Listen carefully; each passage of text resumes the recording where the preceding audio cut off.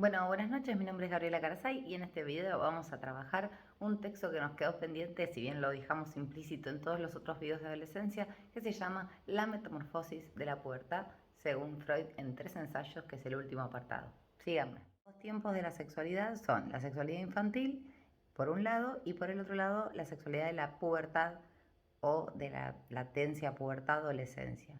Y cuando decimos que lo biológico es posterior al adquirido, la sexualidad adulta de la especie no es sin la sexualidad infantil, por eso hablamos de esto. Porque para este momento todo lo representacional, es decir, todo ese cuerpo psíquico ya está inscripto, es decir, ya fuimos erotizados por aquel de los otros cuidados en la infancia, entonces se juega un cuerpo psíquico que es representacional y que ya está inscripto. Entonces, ¿qué caracteriza a la pubertad diferente a otras etapas de la vida? Es que aparece la sexualidad biológica adulta de la cual no se puede escapar.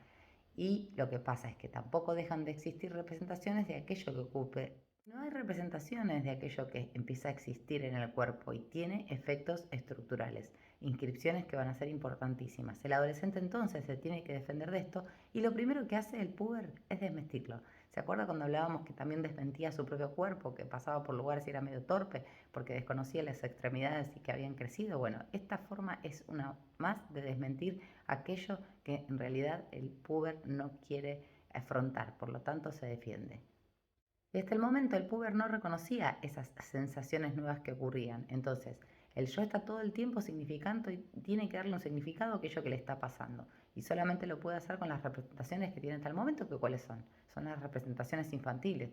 Entonces, esas sensaciones son placenteras, displacenteras, de tensión, descarga, que también sentía cuando se acuerdan allá lejos ese tiempo, tenía esas sensaciones de tensión y de descarga en el llanto y también en el placer de recibir la leche materna. Son todas esas inscripciones que también quedaron de allá lejos hace tiempo. ¿Y qué pasa con la pulsión?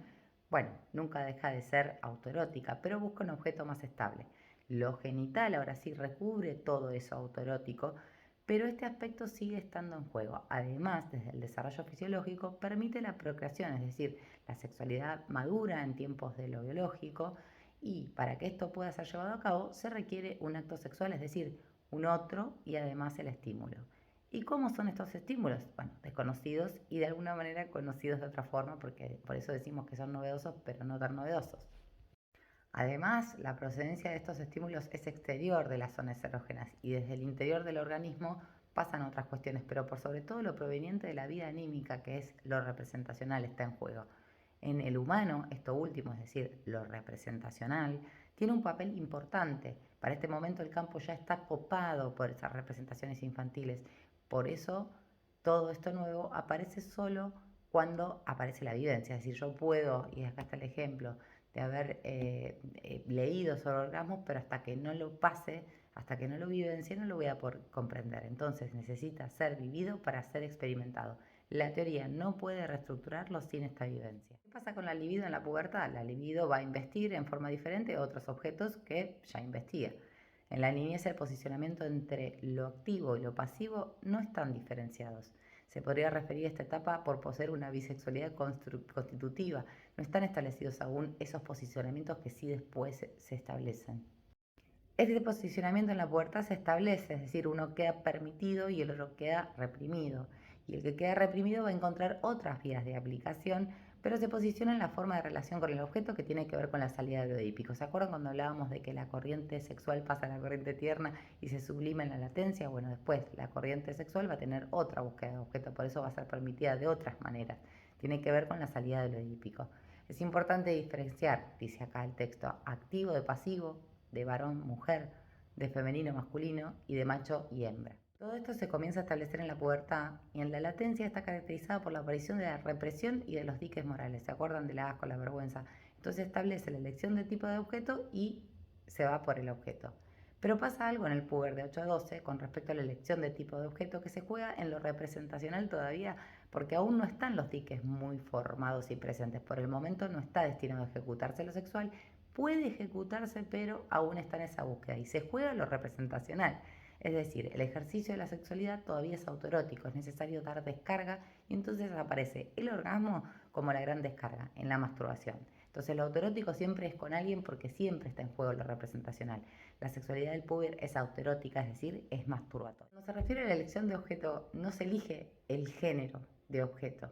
No hay una elección de género aún, se elige el tipo de objeto. En este momento se termina de reforzar, dice el texto, la represión de los aspectos contrarios a la elección tomada en la salida de Edipo. Se acuerdan los distintos tipos de identificaciones y se termina de reforzar el tipo de elección.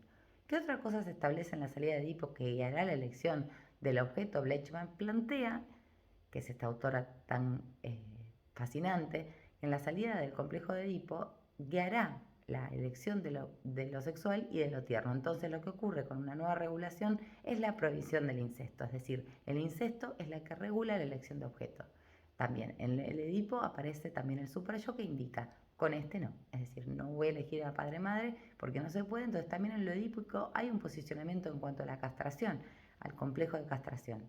En la adolescencia el objeto es más definido y aparece así la elección de género, pero se sigue jugando este aspecto activo-pasivo del que hablábamos anteriormente.